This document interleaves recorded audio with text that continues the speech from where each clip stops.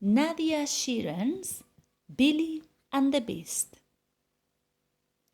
Billy and Fat Cat were walking through the forest, which was something they liked to do now and then. They stomped and crunched and splashed and jumped. They said hello to Hedgehog, hello to Fox, hello to the mice, and hello to the adorable little bunny rabbits. It was a perfectly lovely day. But suddenly there was a terrible rumble. It was Fat Cat's tummy. "Woohoo!" said Billy, who knew he would need a snack as soon as possible. So she rummaged around in her hair. Billy kept all sorts of stuff in her hair. It was very useful for stashing things in, like donuts. "Here you go, Fat Cat," she said. Then Billy and Fat Cat walked back through the forest. They said goodbye to Hedgehog. Oh, hang on. Where was Hedgehog? Where was Fox? Where were the mice?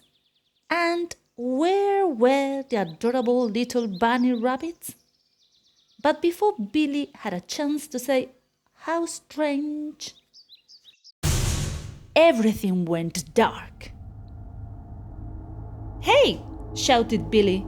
"Whoever you are, you better let us out of here. Right now!"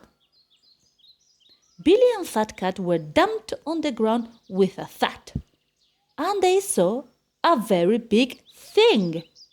"Who are you?" asked Billy. "I am a terrible beast," said the terrible beast. Billy was not impressed. "Why have you taken us?" she asked. "Because I am making a big pot of terrible soup," said the terrible beast. "and I need all sorts of unusual ingredients." Terrible soup. 1 chopped onion, 1 grated hedgehog, 1 tablespoon spicy mice, 1 bushy foxtail, 3 adorable little bunny rabbits, and more.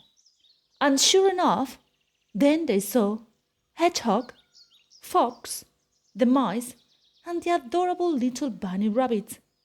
None of them looked especially happy to be there. "Right, what's for the pot?" hooted the beast. "Oh, yum, grated hedgehog." Well, Billy couldn't just stand by and let the terrible beast eat everyone up. She had to think fast. "Excuse me, Mr. Terrible Beast," she said, "but I think you will find that grated hedgehog is much too spiky. You will get an itchy mouth and a prickly bottom. Here, try this delicious pine cone instead." The terrible beast eyed the pine cone with suspicion. He had a think. He said. "A prickly bottom, you say? All right, I will give it a try. Now, what's next for the pot?" growled the beast. "Oh, delicious spicy mice." This didn't sound good for the mice. Billy had to think fast again. "These mice look really old and sick and horrible. If you put them in your pot, you will definitely get a tummy ache." The beast looked at the mice. He wasn't keen on having a tummy ache. "Fine," he huffed. "Well, what's next on the list?" "Oh, a nice big bushy foxtail." Things were looking bleak for Fox. Billy had to think even faster. Said Billy. "Foxtails are muddy and boring. Try something bright and bushy instead." "Oh," said the terrible monster. "with the sparkles too." And he popped the duster in the pot.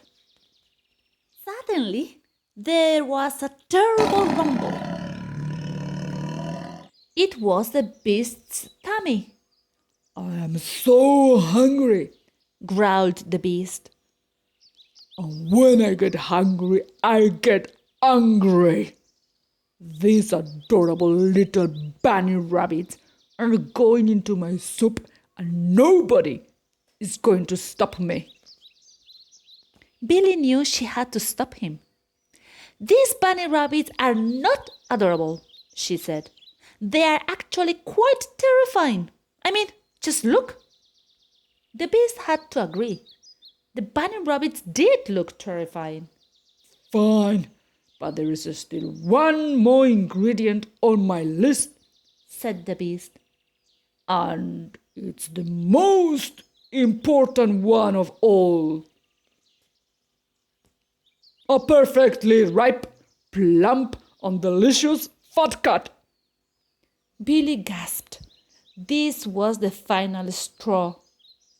Hey, she shouted. The recipe doesn't say that. It says you need 2 big, smelly, beastie feet. Well, said the beast. where am I meant to get those from? And Billy pointed down to the beast's horrible, sweaty toes. Oh, yes, said the beast. that's lucky. And he leaped into the steaming pot like a fool. And then the adorable little bunny rabbit slammed down the lid with impressive force, which surprised everyone. They all watched the terrible beast bounce down the hills, never to be seen again. Then suddenly there was a terrible rumble. But it was only Fat Cat's tummy again. There aren't any more snacks in my hair, Fat Cat, Billy said. Let's all go home and get some chips. So they stomped and crunched and splashed and jumped all the way home.